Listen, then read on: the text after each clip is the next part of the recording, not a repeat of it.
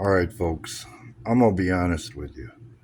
I've made this video about how to change a hub assembly before, but I'm going to be completely honest with you at this point.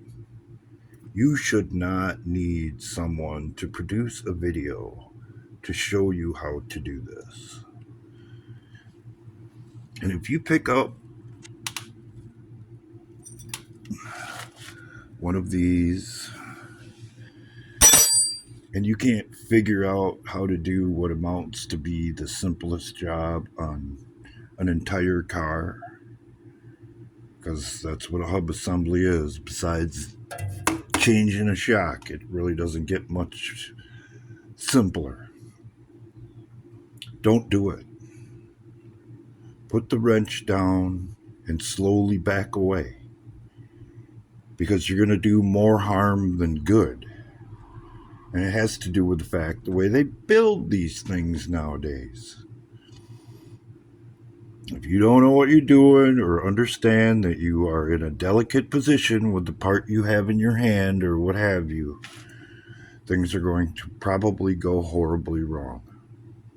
It's hard enough to work on these things as they are for the guys who've been doing it for years. If you think you're going to be able to fix your own car, a hub assembly is the best gauge to find out whether or not you'll ever be able to do it beyond something like this. I hate to rain on your parade.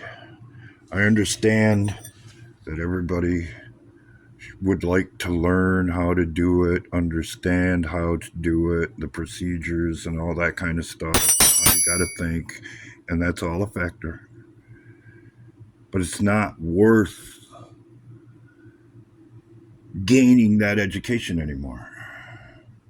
And the car companies themselves have made it that way by locking technicians and regular people like you out of doing repairs like this.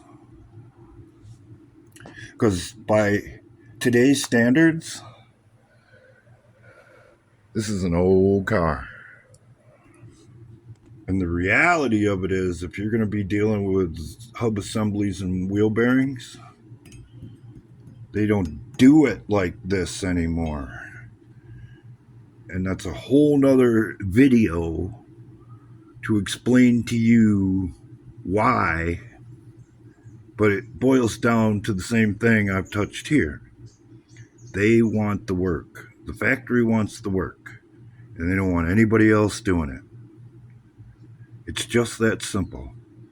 And if you're going to keep buying the junk that they're putting out, just because it's full of fancy doodads and this, that, and whatever that has nothing to do with taking you from point A to point B, it's only going to get worse.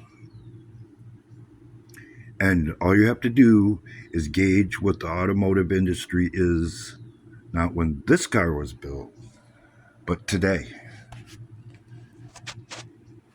It used to be way back when I first started doing this stuff, cars last 20, 30 years.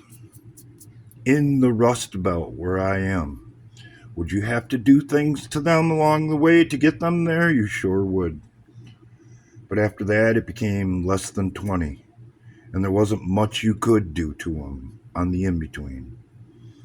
Then it went down to 10. Now it's 7. Now,